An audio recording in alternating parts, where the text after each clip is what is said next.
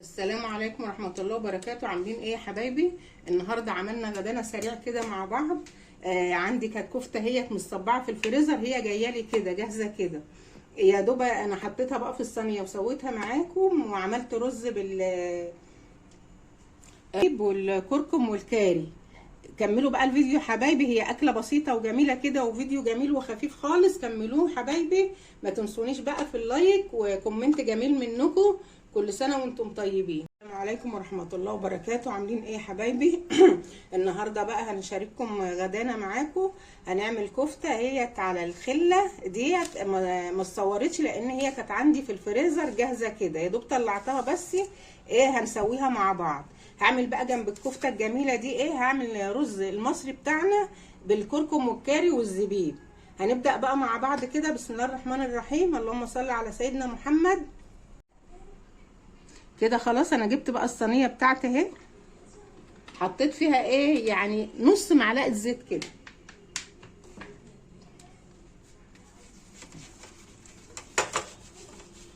نص معلقه زيت بس مش اكتر، عشان اللحمه ممكن هتنزل ايه الدهون اللي فيها.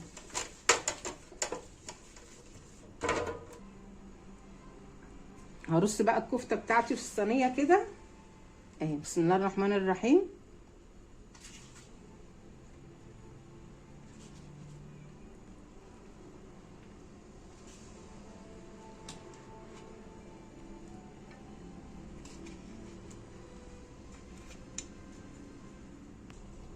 كده خلاص انا رصيت بقى الكفته بتاعتي اهيت، هدخلها الفرن ونعمل الرز مع بعض. خلاص بقى يا بنات، انا دخلت الكفته بتاعتي الفرن، هنعمل الرز مع بعض. انا جبت الحله اهيت حطيتها على النار، هحط ايه معلقتين زيت كده.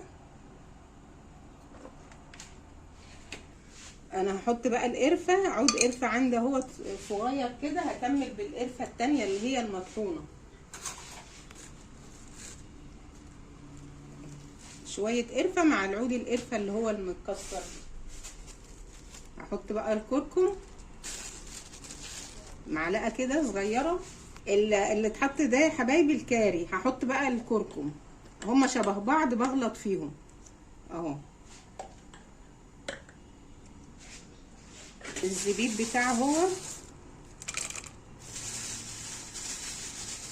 مش عايزين زبيب بلاش منه، ولادي ما بيحبوش بالزبيب، بس انا قلت لهم لا انا هحط زبيب المره دي. السبع بهارات شويه اهو، هنقلبهم بقى كده مع بعض.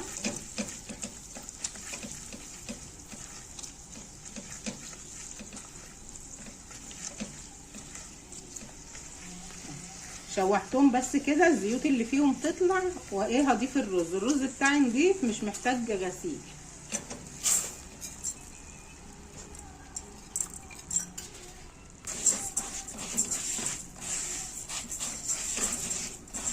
هغلفهم بقى مع الرز كده.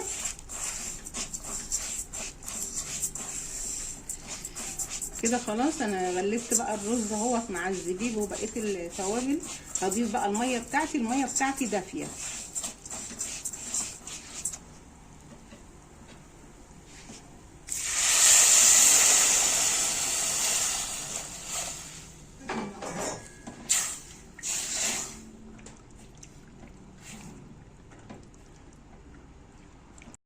كده بقى الملح اهو اللي انا لسه ما حطيتهوش.